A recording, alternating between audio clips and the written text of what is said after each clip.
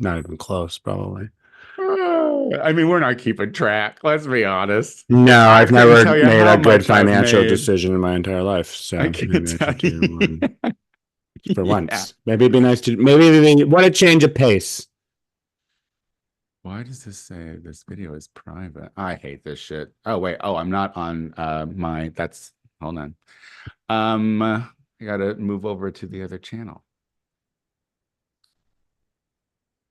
Here we go. Hello, everybody. YouTube, are we on? Are I we think there? so. Are you watching us? Are you clamoring for more YouTube? Have you felt something lacking in your 2024 and That's realized right. that it was the dulcet tones of your Yes, we've been off for them. How long have we squeaky been? Hello, YouTube. two Yes, we weeks? are. We are 3 weeks. 2 weeks. 2 weeks. Yeah, that's a lot. It's a lot of time. It's a lot of time for people whose platform is as small as ours, Casey Lie. Seriously, We, we can't, we trying to can't be build. doing that. I guess it was my decision, huh? I wanted to do a show. I know you did. Sometimes you need a break. Like listen, I like to be able to take a break from both if I can, because I do too. I know you do too much. Too much. You have, but look at all you've done in the time since. Look, your apartment is completely different than it looked be in 2023. She The 2020 look. got I that don't have a facelift. much. I don't have. Listen, YouTube, in case you lie, I don't have much faith Oh, that 2024 is going to be necessarily the kindest to us. You know what I mean? Us, the global us. the royal us. So I had to paint a wall. You know what I mean? I had to paint a wall. I was like, you've been in this studio for so long that you get scared when you're in big apartments. So the least you can do for your mental health is to change it up a little bit and make it feel a little more homey Zhuzhed. after 9 years. It only took me 9 years. Um, but when you live in a place as small as I do, you don't really entertain. So you're like, I come here to sleep. Yeah, no, I wouldn't go to a party at your house. That's for sure.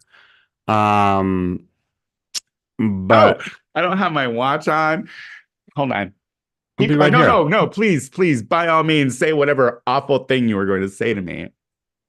I think that it's just really nice to be back with my good friend and co-host Tony Soto, who always thinks so negatively of me, especially when it comes to vamping.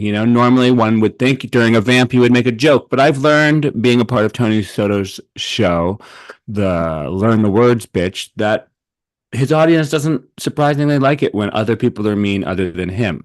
They They want want your they want us to jokes. be the punching They bags, want your okay? They jokes to want be. joyful love, which is a very an odd thing What is this? What is considering this? What is this? knowing Tony Soto from the inside. His heart is not full of love; it's full What? of. What is this punching bag talk? First and foremost, they just want you guys to be fast, punchy, and funny. They want me to say the insults because, like I said, drag queens aren't real people. We are imaginary things. So if I was to say the things that I say to those people in my shows, um, out of drag, Yeah, no, I would get the same reaction of no laughs that you.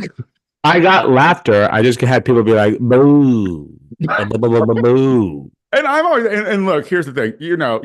I think you are the funniest person in the world. I love your jokes. I love it when you're fucking I love it when you're real fucking true Me, to your true. real inner self and not your public persona. So when you start talking at like learn the words, I'm always like, well, that wasn't even. Come on, guys. Obviously, Could he's be kidding. way worse. Yeah, Yeah, trust me. Trust me. Think about what he's going to say yeah. in the pre-show before Gay Power Half Hour. Speaking of which, we should do the gay We power. should. You have a yes. You have a different life than I do. I know. So let me set my. I'm going to give you a little countdown. 2024, first show of the year. Are you ready? 3. Hello, everyone, and welcome back to the Gay Power Half Hour, the only show on the internet that is just like COVID. Because, honey, we are back in 2024. We are back and we are in your wastewater. Check us out with your strain number 1, Casey Lai, and mutated strain number 2. Honey, I'm your local dry cough, Tony Soto. She's back, baby. Welcome to 2020, 2024, honey. Oh my God, we're back. Casey, it's so good to see you. Happy New Year. How was your... Oh, we saw each other on New Year's. Saw each other a lot. Yeah. Over the holidays. We spent the holidays together in many ways. Oh, we really did. Yes, ladies and gentlemen, Gay Power Half Hour is back again. Tony Soto, Casey Lai, ready to break down all the chaos that is happening, but we have to start with our wastewater because you're all pooping gross. All right. I mean, first of all, I hope that you're all have those good, healthy poops. We all have to be Metamucil, girl. It works. Metamucil, it works. It really does. So I'm hoping you're pooping good. But why are you pooping disgusting? And by disgusting, I mean full of fucking COVID. You're all riddled with it. I don't understand. So the pandemic is still happening. I feel I'm technically. I'm back to my mask at the grocery store. Oh, wow. Oh, yes. Oh, girl. No. And the thing is like, I'm like sitting here being like, because I put myself in danger of it all the time because I'm out in the public. When I did the finale of Battle Babies, there was a part when I was standing on stage and I felt everyone's hot breath just hit me in my face. And I told them to breathe down for a moment so I could have a moment. Nothing says a drag queen of the people like, can you please breathe not directly in my direction, you fucking gross, you disgusting weird rubes. Los Angelians. And it's WeHo, so it's like extra cummy breath. But I don't know. It's like I saw a map today. Can you get COVID from cum? I'm thinking that's protecting you. Right. I would think it'd be like a viscous layer of protection on your esophagus. But I don't know the answer to that. I'm not a doctor, as I've been told many times. But I saw a map and California is in the red. Like we have the most, we have like, we're like on par with Mississippi, California. Well, that's the thing. Well, of course we are, because we are bigger and we have more, more densely populated areas. And we have more closet Republicans and centrist. We have a lot of centrist cooks. But the thing is like, it doesn't, not caring about COVID isn't a political issue anymore, Well, they don't want to make it a political issue anymore because that means that they have to supply us with free stuff again. They need to give us tests. They need to fucking give us masks. They need to give us all that shit. They need it because the thing is, they don't want you to fucking miss work, you slaves. They want you to stay working, getting your 725, and then want you to just not complain about it. You fucking loser Americans. But I'm telling you, like all the fucking old, like all the original COVID stories, all the fucking gays that got it first, they're going through their 4th round of it. And that's neurological, baby. That's your brain. That's fucking up your brain. And it's getting deep into your lungs this time. Like Omicron, like that wave, was not scary because it was upper respiratory, but you don't want the one that goes deep into your lungs. And that's apparently what this new one is called. It starts with a J. What's it called? Like the Jolly Rancher strain? I don't know. I wasn't paying attention. Don't cue it up. It can't be called the Jolly Rancher strain. I love it's the little Jolly Rancher strain. Suck on, it'll turn your tongue green. And the thing is like like people are, first of all, no one wants to say they've got COVID for the 5th time, except for if you're like talk to a couple sluts who seem to think like it's fine to just be like, it's my 6th time. But they don't have monkeypox thrice. But now they have other options because they don't have to just say they had the COVID. They can be like, oh no, I had a really bad flu. Or I have the RSV. Well, the RSV's killing babies and old people. Yeah. So if a young person's walking around like, oh, I had RSV. I was like, did you go around Grammy? Were you kissing any babies? RSV. Who gets that? Do people just kiss babies anymore? Are politicians still kissing babies? Is that a thing, or is that I did think I COVID saw. kill the kissing I babies? think I've seen it. Oh, since COVID, look, people went right back to blowing candles out on cakes. That's true. It's true. And that's not all of it we're blowing. Are you concerned? I mean, you're out doing comedy more. Like you're out in I mean, you're working in an office situation again. Yeah, I mean, I'm not concerned, but I'm not like, I don't know I don't know what to think about it. I mean, I like through all of the various, mutations and strains, like, I've had COVID once that I know of. You claim to never have had it. And so I feel That like I whatever know we've of. been I doing, say what that I claim now. like First of whatever we've all, been your doing has been tone, relatively good. your Whatever, tone in that. no, your tone, Nee. I think, and maybe your brain is foggy because you have long COVID that you have never had My God, then if that's the case, if I have long exposed COVID, before. then you long COVID people are a bunch of flaccid dicks because I'm out there, bitch. She is. She's I'm performing. fucking, She's I'm out there. performing. She's in I haven't, an intense brain fog. It might just be the weed that she's been smoking for the last 48 years. I've never That quit being smoking said, weed. I don't know, this intense long-term brain fog, is it COVID or is it indica? So if this is Um, long COVID, y'all can get jobs. That's like, But no, I mean, I like everything. Like in this point, like I'm not surprised. I do think that like what is interesting about this is that everyone was thinking the strains would mutate to the point of they would just be like a normal little cold disease.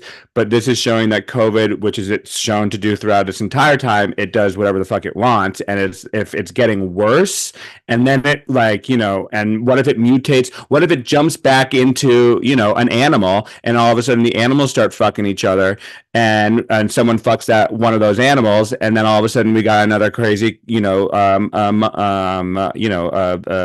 marmot strain of COVID, RSV marmot COVID strain, you know, and then we're all gonna die from that. I saw a video, and a doctor was talking, and they were like, it COVID can affect your immune system like HIV, like it wears down your immune system every time you get it. Your immune system is worn down. So these people who are like, it's my third or fourth time, like, girl, you're going to be getting sick a lot now. Like, you're basically disabled now. Like, that's crazy. That's crazy. All because you couldn't put a fucking mask on your goddamn mouth during the fucking high point of fucking COVID. Everyone Yeah. was so eager to get out of that mask. And listen, the government was ready. They were happy that we were all like, we're so fatigued because they're like, yeah, we want to get your asses back in your offices so we can start fucking making money again. So they loved how compliant the Americans were during that time. They loved it. We wanted out. We wanted out. We want it out, and we're out. But according to the And now wastewater, y'all we're are a bunch back of in. disabled folks. We're 'cause you back in. got Well, not long everyone's COVID. disabled. There's plenty of people who are still out there capable These of long getting to their COVID jobs folks, on these time. long Not COVID me. folks, 5 million long COVID folks. That's a lot of fucking long COVID It's a folks. lot of long COVID. You put all those COVIDs together, and it goes around the world one time. COVID across America. Link Well, your speaking of COVID. other poor things, because listen, we're starting off this year poor, baby. So let's talk about flying and how poor flying is now. I've been talking about it. I talked about it on the Tony Soto show right before the end. I was talking about how poor flying is, how there's no leg room, and you have to check your bags even when you want to carry on. But it's getting poor now because now chunks of them are just flying off. Chunks of the planes are just flying off. Do you want a door seat? No, I think I'm good. I'm gonna try to be as far away from that aisle door as possible. And also, you aren't even telling me that there's a door when there's a door. That was the thing. No one even knew it was a door. Yeah. So you didn't get that warning at the beginning of your flight. I just have to say, so if you don't know the story, a chunk of a plane, a door of a Boeing Max 9, like a new plane too, or whatever, was just popped off. You know, just like a flat tire, if you will. Except it could suck you out and kill you and fling you into the air at 10,000 feet. Luckily, they were only ascending, so they were only at like 10,000 feet. And the thing that really was like, like normally I'm like, where was this flight? Oh, it was fucking like, somewhere not on a route that I would take. But I could have been on a flight to fucking Portland from LA or wherever, Oakland or wherever the fuck it was. That could have been you, Tony. Could have been you. I'm flying that way all the time. And what airline was that? Alaska. I fly Alaska. I know. That's the fucking thing. And you only fly planes named after famous drag queens. Everyone knows that. That I respect. You know what I mean? Yeah, no. I mean, look, I don't ever want a window seat. I don't ever. I never want a window seat. I want an aisle. Ever. Yeah. I want an aisle. I want to be able to flee. I want to be able to flee in a fire. Than that, was it China or wherever? Like a plane caught on fire on the flying ain't cool. Okay, no. And here's the thing too. It's like 100%. I know. And the thing about this is like you get the CEO out there and he's talking about because they're lucky. They're lucky that it was a couple cell phones and a 15-year-old boy's shirt that flew out that fucking plane. Because I have seen Alive a couple times, that true story movie about the soccer team that ended up eating each other. There's a new version of it, Spanish. I don't need to ever see another version of it because I'm telling you that movie Alive, when the plane cracks in half and you see people swept out of chairs and whatnot. Yeah, not for me. Not for me. Not for me. But this is what I don't understand. Everyone I used to have a significant fear of flying. Everyone was like, you're crazy. And I was like, have you ever watched any movie about a plane? And then you can just get on a plane and act like it's normal and we're not going to be sucked out of it. I've been expecting to be sucked out of a fucking giant hole in the side of a plane at 35,000 feet for my entire life. Okay. So I don't want to hear everyone all of a sudden being like, yeah, planes are scary. Of course they're scary. I've known they were scary from the beginning, motherfucker. Okay. And I've gotten over it because now I'm just like, at least I don't have to then worry about, the healthcare. The world has beaten me down enough now that I can actually fly on a plane and relax, but not on a Boeing. All right. I'm only getting on Airbuses. Okay. Are they all Boeing in the EU? I'm getting on the goddamn plane. It was built in the Pacific Northwest. Not for me. Thank you. But I mean, that plane was new, as you had mentioned, but had already been flagged for something because you know how when you're all driving, listen, America and beyond. Come on, America. When you're out there driving and your check oil light pops on and how you all ignore it, you ignore it because you think I ignore it because you think it's a fault in the light. You think that there's a fault in that light and it couldn't be your engine because I just got this. And this was how this flight was because this flight, some kind of light popped on a couple of times. And I'm telling you, if any kind of red or orange light pops on in a plane and your only inclination is to say, maybe you shouldn't fly this over water. No, honey, maybe you should fucking roll that bitch into the garage, open up the hood and see why that light is on. Yeah. And maybe screw in the bolts to the door. Well, it's a pressure light. So that had to have been something with the door. Like, well, yeah, but also in my head, I'm thinking that fucking door was kind of like, kind of like had a little, and some fucking wind got in there and scooped her out. Like the spices in Tu Wong Fu. Remember that? I scooped them out.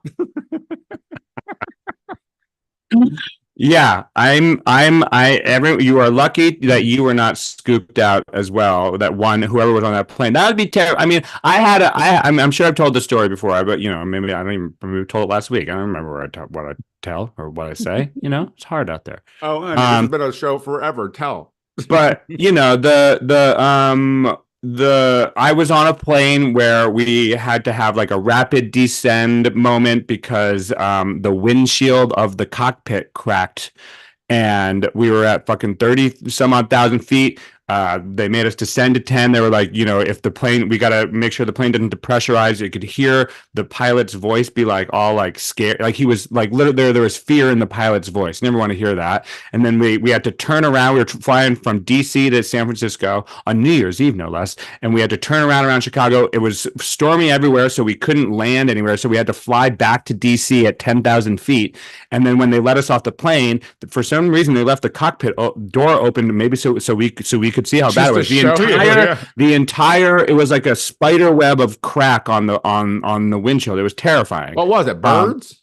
Who knows? It was a wind scoop. Because those birds be shitting things up too. Those birds. You never know. But anyway, in my mind, I was like, well, plane disasters are so rare that I've had my one plane disaster. So the chances of me dying, it's like the joke I used to tell, like if one of my siblings were to die in a plane crash, yes, I'd be sad, but also the chances of me dying in a plane crash probably go way down. So if it happens, it happens.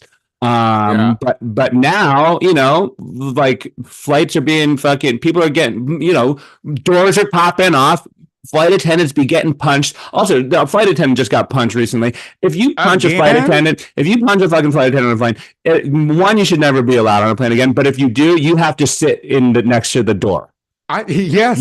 Doors. Never punch a flight attendant. You have to sit next to the door. Window seats for any no-fly listers. Like if they ever, look.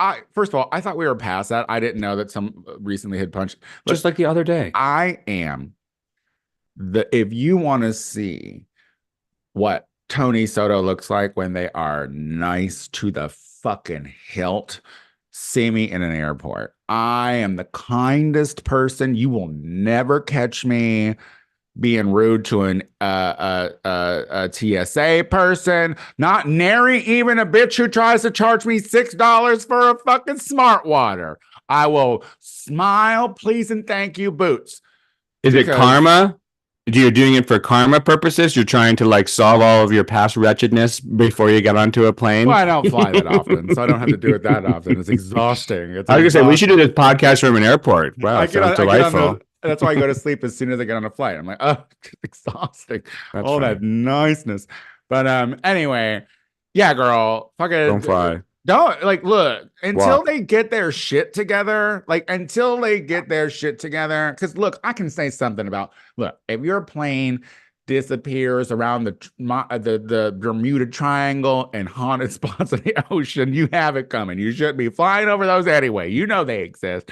But fucking big planes just should not be fucking up like that. And we need, not wrong. And they're charging you, America and beyond, they are charging you a fucking fortune to cram your big bodies into these small tubes. The least they can do is make sure they stay fucking up and that they stay together.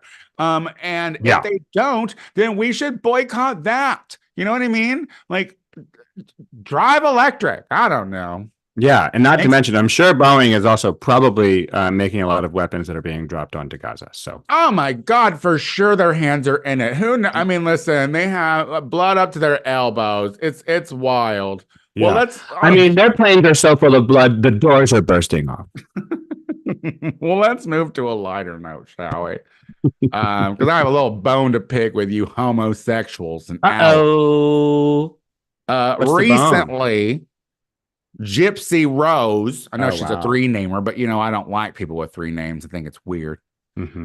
Gypsy Rose has been paroled. She is out of prison after her part in the murder of her mother, who suffered from a terrible case of Munchausen syndrome by proxy.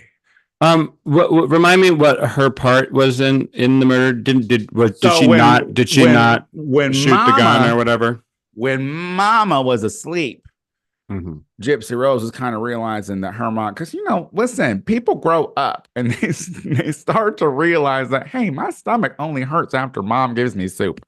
You know what I mean? Like, and so Gypsy was growing up and she was realizing, and so she got curious and of course, there was internet in the house, so she met a boy on the internet, as you do, and that boy was like, "Look, Internet boys are trouble. yeah," and that boy, well, no, They'll kill your not mom. for, They'll kill your listen mom, for the most part. Look, and I which don't may be a know. good thing.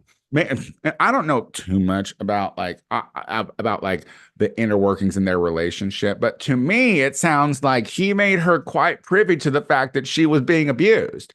He was like, uh, you shouldn't be on all this if you're not this." So Yeah. it kind of and I don't really know the direction of like who said kill who and who what did what, but they both killed the mama in some Right. capacity. So she Big did some mama. time. He's in jail for life.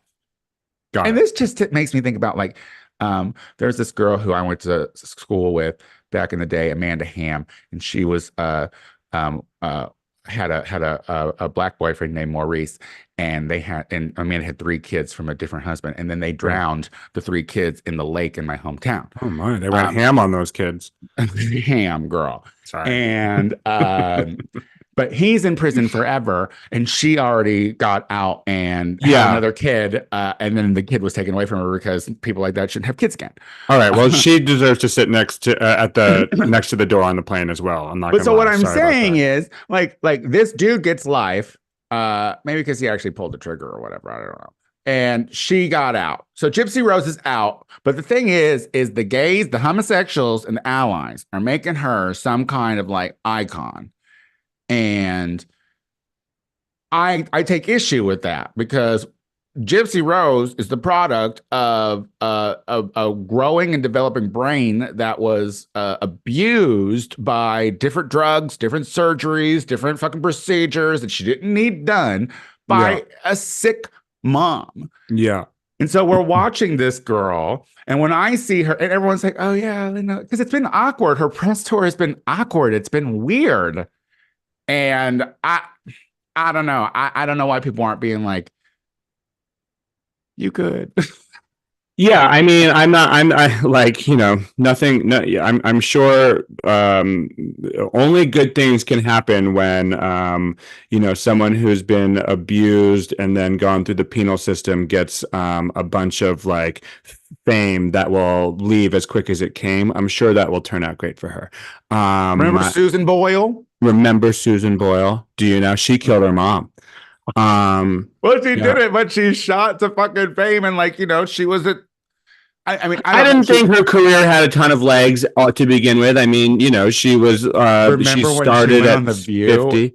and she had laryngitis? Oh God, she went on The View and she had laryngitis. She knew she had laryngitis. Did she try to sing? She tried to sing. Oh, come on, Susan Boyle. And then they tried to be all shady about her. They're always, well, it's like she needed to be able to say no. You know what I mean? She'd be like, "No, I can't sing." But she was a product of like Simon Cowell, who was working her like a workhorse, and that's why she's not around anymore. I mean, I have a couple of things to say about the Gypsy Rose thing. I mean, one, it does. I mean, I don't understand why all of a sudden she's like the queen of the world and her boyfriend is still rotting in jail. I mean, that's a good boyfriend. He would kill your mom for you and then go to jail for life. And I mean, I wonder what he's thinking about right now. Are they married? No, she married someone else, right? She married someone, and this is the thing too. It's like I don't know, Gypsy Rose. You're not loyal to the man who helped you get out of your oppressive mother situation. She wishes him well. She wishes him well. I'm sure she does. Yeah. She's Instagram storying him in prison, being like, "Honey, baby, you did a great job for me. And see, I wish you well."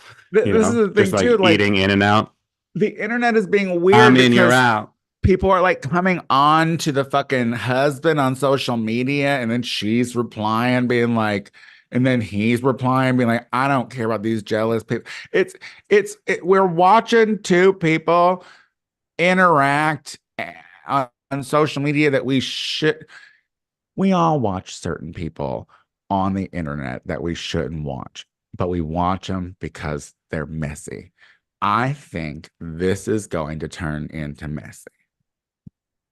I think it started with messy, and I don't think it will end necessarily fully clean. But we do love, I mean, I hate to say he's gonna get shit for this, but we love a freak show, and the Gypsy Rose show is a bit of a freak show. Okay, it's a good old fashioned middle American freak show. And I feel bad because she didn't have a shot. Like she never had a shot. And she had one shot, and she sounds like she took it.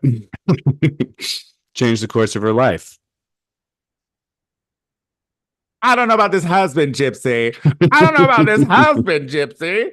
Gypsy. She met him in prison on the internet. This is the thing. When you meet, she loves a man on the internet. Or maybe he wrote her a letter. I don't know how they do it in prison. Oh, you can email in prison. I'm sure you can email in prison. You have social media. Jen Shaw has social media in prison. There's a whole website called JPay where you could like, and listen, I only know about this, Casey Live, because my good friend Darcy was like, one of these days, you're either going to become a Christian or you're going to meet somebody in prison and you're going to marry him. You're a pen pal. You're going to have a pen pal. And get a pen pal. And I was like, I don't even think you could do that. So I started Googling it. Oh, God. Don't know. You can honestly talk to someone who's good, and they don't have to be lifers.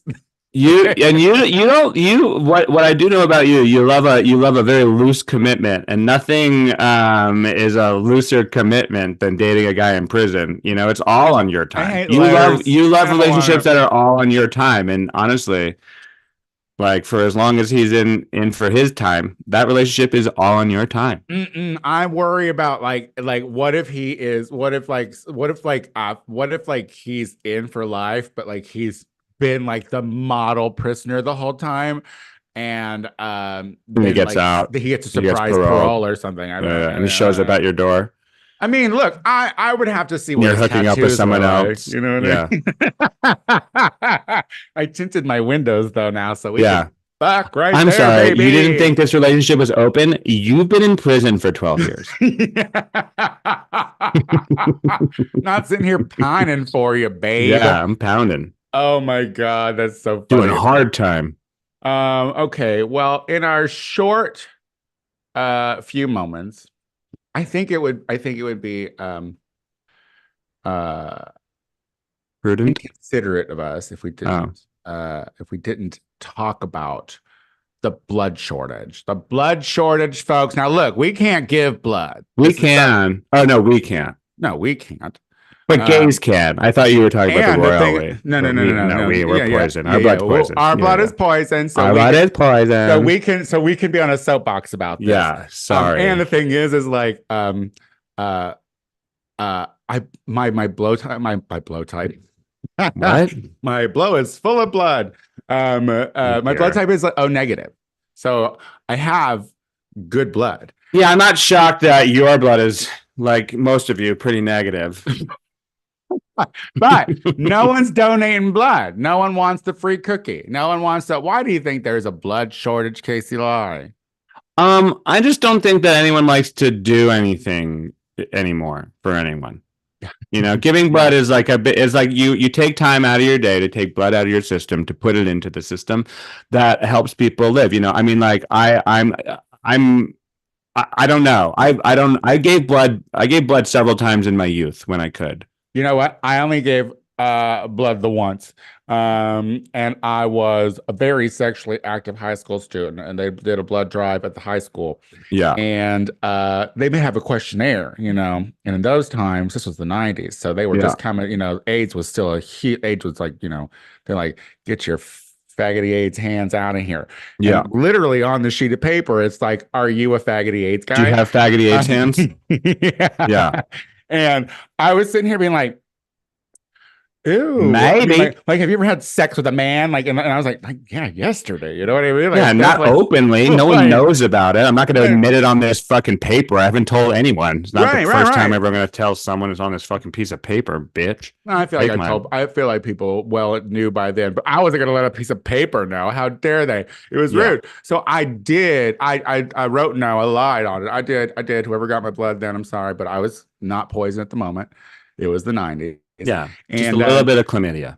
But ever since that moment, you know, then I found out, oh, well, gays can do it because they didn't want our blood because they think that we were bad. Yeah. And now listen, yeah, they'll take your blood now, but they still don't want you fucking dudes for like 3 to 6 months or something. And who are the gays how are you who policing that? Like, how are you policing that? So from that first moment, with the rudeness in that sheet of paper, I was like, they're not getting my fucking blood. Even I was like, I don't care. You know what? Well, now we know why you're not giving blood. With multiple reasons. But the question is why Well, other people should. Get out there and do it. We need your blood. If We you're need your straight, if blood. you're straight and disease free, it is your fucking duty to get out there and fucking donate. The homosexuals have been denied the fucking privilege to donate life Yeah. for And we fucking got years. and we got better things to do. We got to get our 5th round of COVID. Okay. We got to go to various parties and then go home and kiss grandma. You know, we've got a busy schedule. Okay. Yeah. RuPaul has started again. You know, there's a lot going on. Yeah, we're busy. So get your fucking heteronormative asses out there and donate some fucking blood Yeah. for once. College football is over. Okay. The team won that you hoped would win. Our organs are still good though, right? Like I'm a donor. We can give to, I think, to people who are HIV positive. Oh, is there even all AIDS up in my fucking livers? Well, that's where it hides. It hides in your organs. Yeah. Well, Casey, I think that hides in your livers is a good way to end the first show of 2024. Yeah. Time for a whole new year of making sure our organs are working. Tell people what you're up to. I actually have a bunch of really good shows coming up. You can catch me on January, give me 1 second, 13th with Solomon Giorgio at UCB Franklin. You can I'm coming to that. Yeah, that's the main thing coming up that I would love everyone to come to. That's gonna be a really fun show. You can find me on Instagram, Casey Ley, Ley. You can Venmo me at Casey-Ley, and that's CASEY if you're just tuning in. And that's it. But there's a bunch of good shows coming up in the future too. January and February locked in. But and also Tony and I are gonna. I'm saying it here. We're gonna be doing a live show in the next 2 months, and we don't have a date yet, but it's gonna happen. So put that in your pipe and fucking choke on it, friends. That's right. And if you are in LA, come and you want to meet me, then come to Casey's show on the 13th at Solomon's show because I'm going to be in the audience watching that show. But also, the Tony Soto Show is back next week, y'all. I am back, and I will be having at least a live guest once a month starting soon. So if you've missed me, I am back. Second, if you are free on the 12th, I think that's right. The 12th of this, it's like literally this Friday. Then and you're in LA, you should come to Bitchin' at Precinct. I will be doing the Mean Girls party. Show I think is like 10, maybe 10:30. But Alaska's going to be there. Gia Gunn's going to be there, and others that I don't have off the top of my head. I also just wanted to say it's January 16th, not the 13th, my show at 8:30. Anyway, January 13th. You want to do it again? 16th. January 16th. You want to do it again? Nope. I just wanted to interrupt you. I love it. And also, like, I'm hosting a drag race viewing party at 33 Taps on Friday as well. Before Bitchin'. So if you want to come to 33 Taps and you want to watch Drag Race and play a little bingo, then come and join me there. I'll be there. And as always, I'm the Tony Soto Show on Instagram and TikTok. And if you want to see what I'm doing in drag, I am Tony Soto Productions. It feels good to be back. This is a good show. Agreed. We'll be back again next week. Bye.